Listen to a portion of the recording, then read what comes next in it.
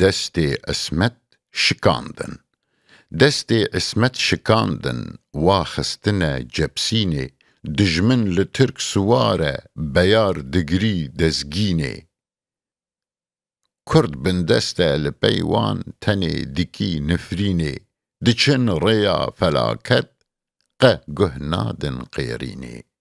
تا کەنگی دژمن لوە سوار بی، تا کەنگی دیلێ دەستێ نەیار بی، هەفسار بە دەستێ ئێ وەک بەیار بی، قێرین دکم ئەز داکۆ شیار بی. هەردوو چاوێن وە بڕژن ڕیاوە گرتی خوارە، هونێ هەرن فەلاکەت هینگی ڕێبەر بەیارە.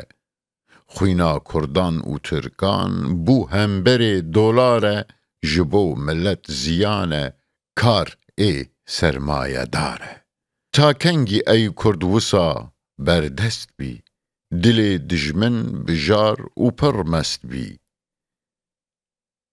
Gerden şikestî dîl û bindest bî, zincîra bişkîn da zû serbest bî.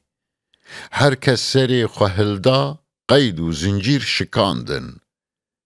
Girê bendên dimil de bicarek tev qetandin.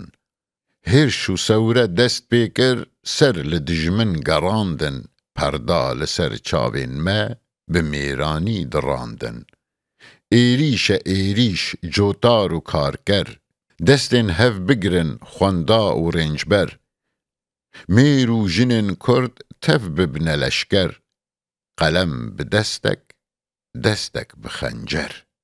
Kurd û Acem birane, dijmin tenê koledar. Türk û Ereb hevalin, dijmin Saîd û beyar. Em hatine firotin bi cinêh û bi dolar. Divê serê van bişkê bi karger û bi cotar. Rêça em tê de sewra welat e, heqê me herdem kar û xebat e, dijmin şikestin dema felat e.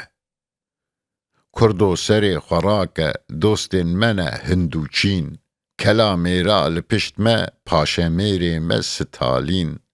Sewra munezzem çêkin, ji Dêrsim ta bi Hemrîn, em ê zû zû xelas bin, mizgîn ji bo te mizgîn.